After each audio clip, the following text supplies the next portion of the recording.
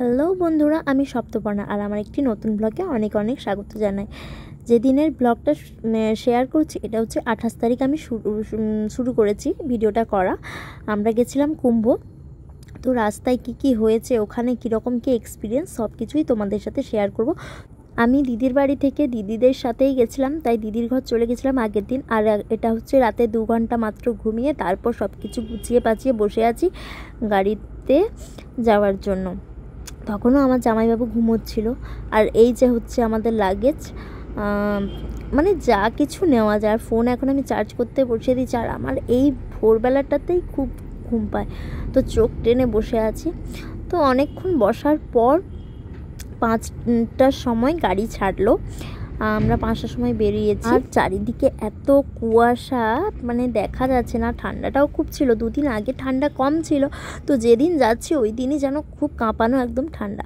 আর আমরা যাচ্ছি আমাদের গাড়িতে, আমরা 4 জন আছি, আমি, আমার দিদি, আমার জামাইবাবু আর ড্রাইভার দাদা। তারপর রাস্তায় খড়গপুরের এখানে দিদির ননদতে তুলে, মানে ওরা ওদের গাড়িতে ওদের সাথে নিয়ে তারপর আমরা এগিয়ে যাব। ওখানটায় দিদির ননদকে তোলা হয়ে গেছে। আর তারপর আমি একটু ঘুমিয়েও পড়েছিলাম। দেখেছো কত কুয়াশা, মানে প্রচণ্ড কুয়াশা। এখন প্রায় 7টা মতো বাজে, তাও কুয়াশার শেষ নেই। তারপর আমি ঘুমিয়ে পড়ি। উঠেই এই সুন্দর ভিউটা দেখতে পাচ্ছি। এটা আমরা ঝাড়খণ্ডে ঢুকে গেছি। আর কি সুন্দর পাহাড়, মানে খুব ভালো লাগছিলো যেতে। তো প্রথম আমরা যাওয়ার সময় খুবই মজা করে গেছি। তারপর যে শেষে কি হয়েছে সে পুরো তোমরা একদম ভিডিওটা শেষ করবে, তখনই তোমরা বুঝতে পারবে। আর এখানে দাঁড়িয়ে আমরা ব্রেকফাস্ট করব, মানে বাড়ি থেকে মুড়ি, শসা, চানাচুর, ছোলা সিদ্ধ, আলু সেদ্ধ সব কিছুই নিয়ে আসা হয়েছে। আর এখানে দিদি শসা কাটতে বসে গেছে, শসা পেঁয়াজ, তারপর মুড়ি মাখানো হবে। আমি মুড়িটা মাখানোর আগে মুড়িটা নিয়ে ঘোরাফেরা করছিলাম। এবার সব কিছু রেডি হয়ে গেছে, এখন মুড়ি মেখে সবাইকে ওই ঠোঙার মধ্যে দিয়ে দেওয়া হচ্ছে। তো মুড়িটা খুবই টেস্টি লেগেছিলো, অনেকটা করেই মুড়ি খেয়েছিলাম। মুড়ি তো খাওয়া হয়ে গেল, এবার চা খেয়ে আমরা বেরিয়ে যাব। আর চা আমি নিয়ে নিয়েছি। চাটা একটু কম গরম ছিল, একটু গরম থাকলে ভালো হতো, কারণ আমার প্রচণ্ড ঠান্ডা লেগেছে, গলা ব্যথা ছিল। তো গরম চাটা খেতে কি আরামটি লাগলো। তারপর আমরা বেরিয়ে গেছি। এবার আমি তো প্রত্যেকটা জায়গাতে মানে একটু গেলেই ঘুমিয়ে পড়ি, তো আমি আবার ঘুমিয়ে পড়েছিলাম। আর আমি যে কথাগুলো বলছিলাম আমার তো গলা বসে গেছিলো, এত বাজে শোনাচ্ছিল, ওই জন্য আমি আর ভয়েসগুলো দিইনি তখন। নাহলে আমি ভয়েস দিয়ে ভিডিওটা বানিয়েছিলাম যাতে এডিট করতে সুবিধে হয়। আর এই ভিডিওটা করতাম অনেক দিন আগেই, তো তখন হচ্ছে কি স্পেস ছিল না আমার ফোনে, ভিডিওতেই এত ভরে গেছিলো, তো ভিডিওটা সেভ করার মতো স্পেস ছিল না বলে আমি ভিডিওটা আর পোস্ট করতে পারিনি। তো ভাবলাম এখন পোস্ট করে দিই। অনেকটা রাস্তা আসার পর আমি ঘুমিয়ে গেছিলাম। আর ঘুম থেকে উঠে এক জায়গায় নামা হয়েছে, এখন এখানটায় রান্নাবান্না করে খাওয়া হবে। তো এখানে পাশে একটা ধাবা ছিল, ওখানকার লোকগুলো এত ভালো। আমাদের রান্নার জন্য আদা বাটা আনতে যাওয়া হয়েছিল, তো ওরা ফ্রিতেই দিয়েছিল, ওরা ওদের বাথরুম ইউজ করতে দিয়েছিল। আর এত ভালো বিহেভিয়ার করেছে, খুবই ভালো লেগেছে। তো এখানে আমার দিদি সবার সাথে মিশে রান্না করেছে, আমি কিছুই করিনি। আমার তো শরীর ভালো ছিল না, ঠান্ডা লেগেছিলো। আর আমি একটু ঘুমোতে ভালোবাসি, ঘুমোচ্ছিলাম, আমার ঘুম হয়নি যেহেতু। তো আমি এখন স্নান টান করে চলে এসেছি। আর এখানটায় খাওয়া দাওয়া হচ্ছে এখন। আর মেনুতে ছিল ভাত, ডাল, আলু মোলা আর বাঁধাকপির তরকারি, স্যালাড। এই খাবার খেয়ে এত শান্তি লেগেছে। খাবার দাবার শেষ করে একদম পাতা পরিষ্কার করে আমি গাড়িতে উঠে পড়েছি। আর গাড়িতে উঠেই আমি ঘুমিয়ে পড়েছি। আর আমার ঘুম ছাড়া তো কোনো কথাই নেই। তো দিদি আমাকে ঘুম থেকে একবার তুলে বলল, দেখ এই জঙ্গলে কত হনুমান, দেখা যাচ্ছে এখানে নাকি বাঘও দেখতে পাওয়া যায়। তো আমরা এই রাস্তাটা দিয়ে যাওয়ার কারণ হচ্ছে এখন যারা মানে আমার জামাইবাবুরা যাচ্ছিলো তারা খবর পেয়েছে নাকি এখন থেকে জাম শুরু হয়েছে। তো অন্য রাস্তা ধরে, মানে এই রাস্তাটা ধরে তাই যাওয়া শুরু করেছে। এই রাস্তাটা এখনও জাম শুরু হয়নি, তাই এই জঙ্গলের ভেতর দিয়ে যাচ্ছে। এখানে নেটওয়ার্ক তো পাওয়াই যায় না। আর এত হনুমান, ছোট ছোট, ভিডিওতে বেশি দেখা যায়নি, মানে যখনই আমি ভিডিওটা করতে যাই তখনই হনুমানগুলো যেন বেরোচ্ছে না, তার আগে কত হনুমান বেরোচ্ছে। তাই আমি বললাম যে আমি ঘুমিয়ে পড়ি। তো আমি ঘুমিয়ে গেছিলাম, দিয়ে একদম সন্ধে 7:30 8টার সময় ঘুম ভেঙেছে আমার। আর ঘুম ভাঙতেই আমরা একটা ধাবা সুন্দর খুঁজে ওখানটায় নেমে পড়েছি। তারপর প্লেটে আমাদের খাবার চলে আসে, রুটি আর সবজি। রুটি সবজি খেয়ে আমরা বেরিয়ে পড়ি, কারণ বেশি দেরি করলে আরও সমস্যা হয়ে যাবে। এমনিই নাকি রাস্তায় প্রচণ্ড জ্যাম হওয়া শুরু হয়েছে, আর বেনারস দিয়ে যাওয়ার যে ব্রিজটার উপরে নাকি, আমি এত রাস্তা বুঝি না যদিও, তো ওখানটায় একদম জ্যাম হয়ে গেছে, কোনো গাড়ি ঢুকতে দিচ্ছে না। আমাদের সাথে অন্যরা আগের দিন থেকে বেরিয়েছে বা আগের রাত থেকে বেরিয়েছে, তারা এখনও ঢুকতে পারেনি। তো সেই নিয়ে খুব টেনশন করছি আমরা। ঠাকুরকে শুধু মনে মনে ডাকছি ঠাকুর যেন আবার পৌঁছে যেতে পারি। তারপর দেখা যাক মহাদেব কি করেন।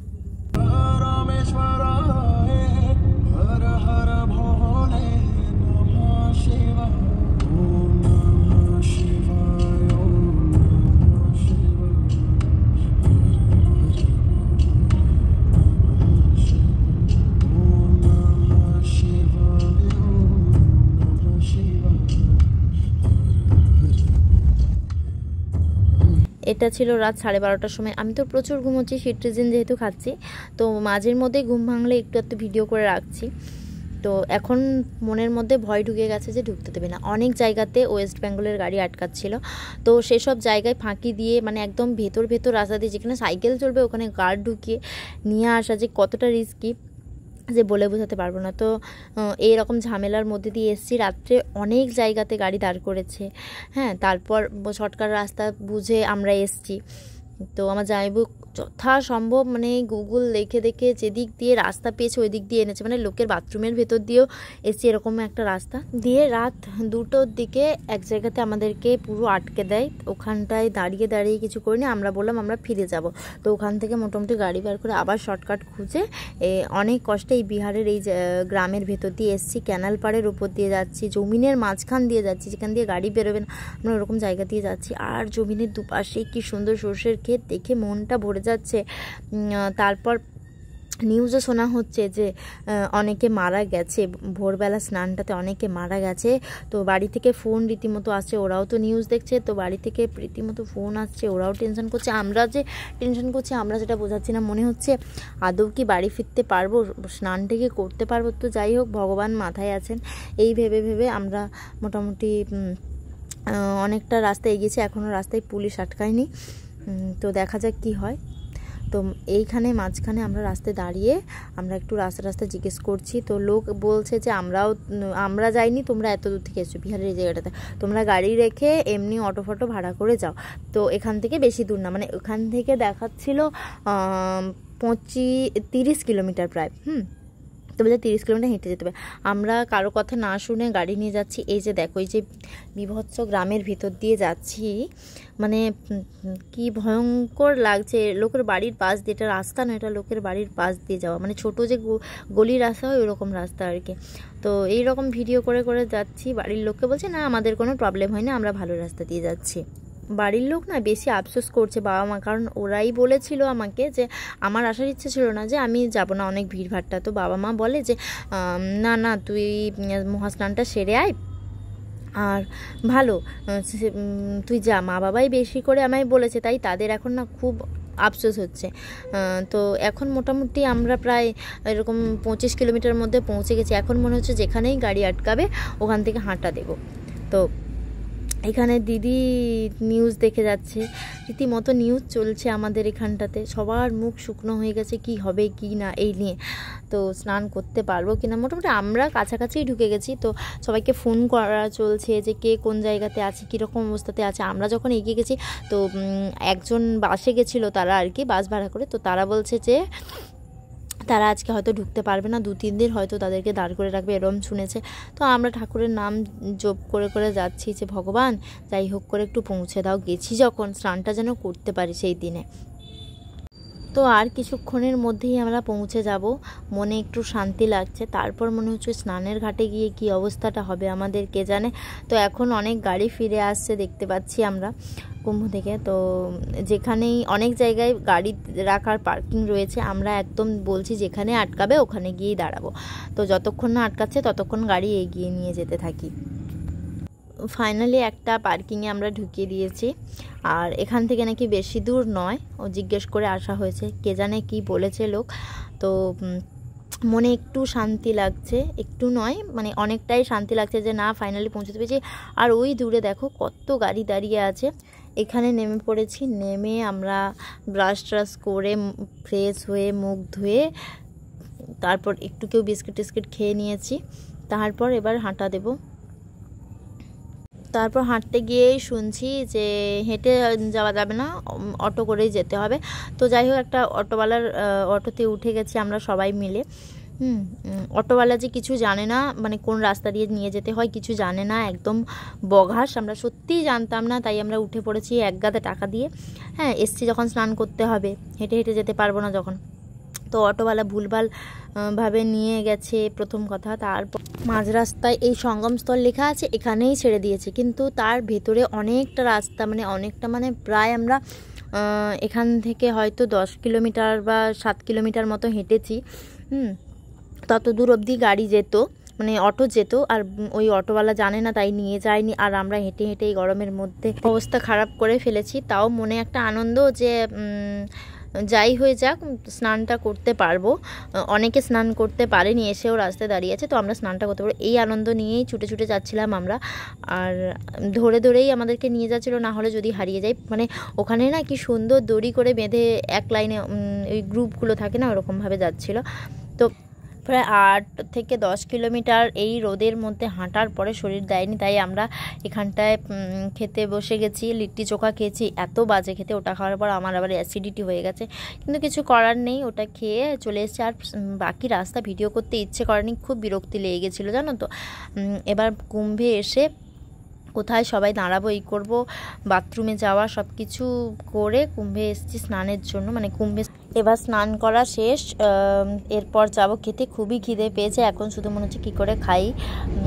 তো আর আমাদের সাথে না একজন ছিল, ও ওই মেলা দেখতে পায়নি বলে ওর একদম জীবন চলে যাচ্ছে। আরে ভাই, স্নানটা করে ফিরে যাচ্ছিস, এটাই তো অনেক, এটা বলার চেষ্টা করছে, কিন্তু আমি আর কিছু বলিনি। তো এবার ফিরে যাচ্ছি। আর ফিরে যাওয়ার সময় একটা কেস হয়েছে। কি হয়েছে বলো তো? আমরা দেখে আসিনি যে কোন পার্কিং, ওই আনন্দ, মানে ওই গাড়িটা থামিয়ে আনন্দে সবাই এসেছি যে আমরা আর কিছুক্ষণের মধ্যে স্নান করবো, তো পার্কিং দেখিনি। এবার সবার ফোন প্রায় অফ হয়ে গেছে। তারপর কি সমস্যায় পড়েছি, আমার জামাইবাবু আর আমাদের গাড়ির ড্রাইভার গেছে গাড়ি খুঁজতে। তো গাড়ি খুঁজতে গিয়ে গাড়ি আর পায়নি, তাই আর ভিডিও করা হয়নি। আর অনেক কষ্টে, অনেক স্ট্রাগল করে গাড়ি খুঁজে তারপর আর ভিডিও করতে ইচ্ছে করেনি। রাত্রেবেলা ওখানেই শুয়েছিলাম। তারপর আবার মাঝরাতে বেরিয়েছি, সকালের এসে ব্রেকফাস্ট করলাম।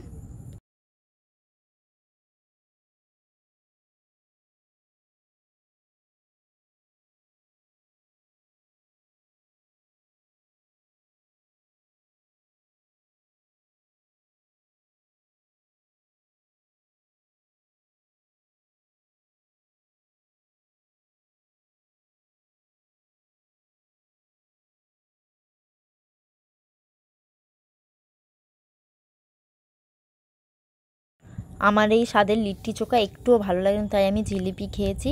জিলিপি খেয়ে আমি আবারও ঘুম দিয়েছি। এবার সবাই একটু একটু ঘুমোচ্ছে, যে গাড়ি চালাচ্ছে তারই চাপ। সকালের ব্রেকফাস্ট করে অনেকটা রাস্তা আসার পর এখন প্রায় 11:30 মতো বাজে। একটা জায়গায় দাঁড়ানো হয়েছে, কলপাট দেখে সুন্দর, ওখানে একটা স্কুল হচ্ছিল, বাচ্চারা সব টিফিন খাচ্ছিল, খুব সুন্দর একটা পরিবেশ। তারপর ওখানটায় আমরা রান্না করার জন্য সব জিনিসপত্র নামিয়ে ফেলেছি, কাটাকাটি সব কিছু হয়ে গেছে, মাংস নিয়ে আসা হয়েছে। আজ ছিল আমার দিদির অ্যানিভার্সারি, তাই তারা আমাদেরকে পার্টি দিচ্ছিল। আর দিদি কাজ করলে আমি কাজ করি না, আমি এসে ঘুমোচ্ছিলাম, সিট্রেজিন খাই তো খাচ্ছিলাম, তাই প্রচণ্ড ঘুম পাচ্ছিল আমার। তো রান্নাবান্না শেষ করে আমাকে দিদি ডাকছিল, আর তখনই তাকে জামাইবাবু এই অ্যানিভার্সারির গিফটটা দিচ্ছিল, দেখে খুবই আনন্দ লাগছিল। আর তাই আমি একটু ভিডিও করে রেখেছি। তারপর এবার খেতে দিবে, আমিও খেয়ে নেব, আর খাওয়া দাওয়া শেষ করে আবারও বেরিয়ে যাব। আর ভিডিও করিনি। তো আর আমার এই ভিডিওটা কেমন লাগলো তোমরা অবশ্যই জানিও। আর সত্যি কথা বলছি, কুম্ভ গিয়ে যে এত খারাপ এক্সপিরিয়েন্স হবে আমি ভাবতেও পারিনি। বেঁচে ফিরেছি, এটাই আমাদের কাছে অনেক। তো আমরাও ভালো আছি, তোমরাও ভালো থাকবে। তাহলে দেখা হচ্ছে পরের একটি ব্লগে। টাটা।